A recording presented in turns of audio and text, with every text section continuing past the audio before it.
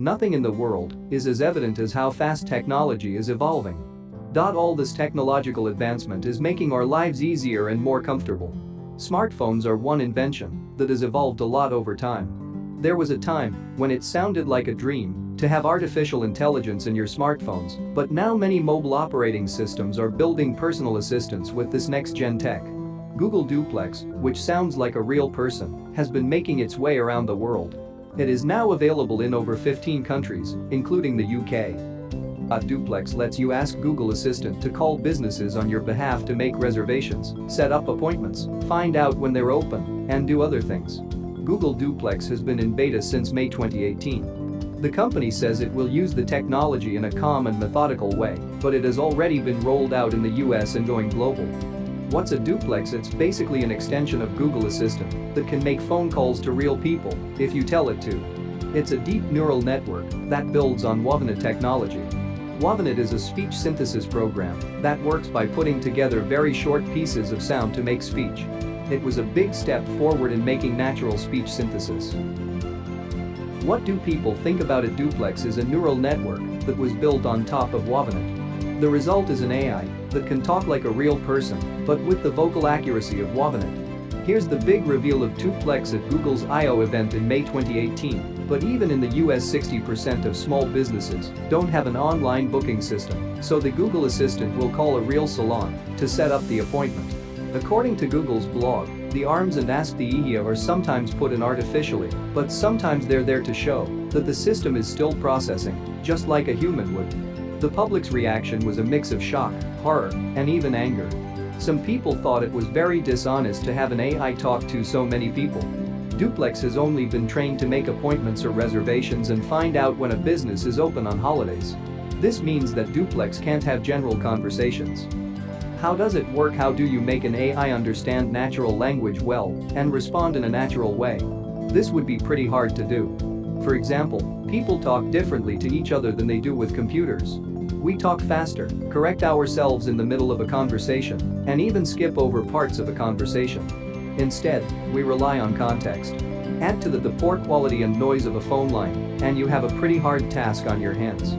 To help make this point clearer, let's look at the phrase "okay for." It's a simple sentence, but it depends on this phrase could refer to a time or number of people.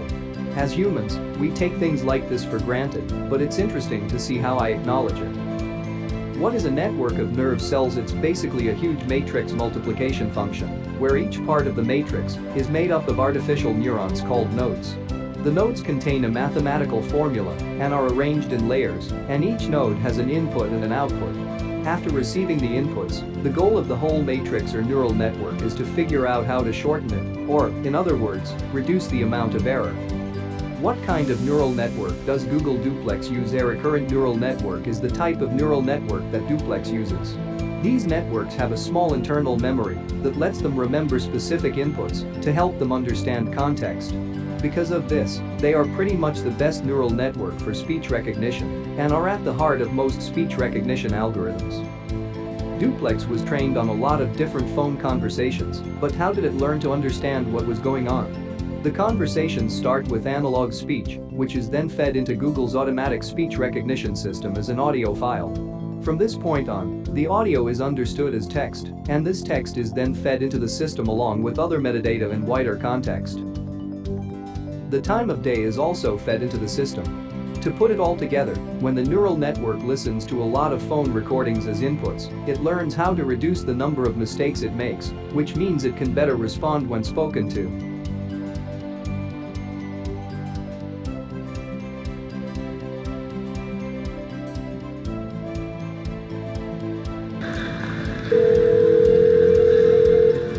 How can I help you? Hi, I'm calling to book a women's haircut for a client. I'm looking for something on May 3rd. Sure, give me 1 second. Sure, what time are you looking for around? At 12 p.m.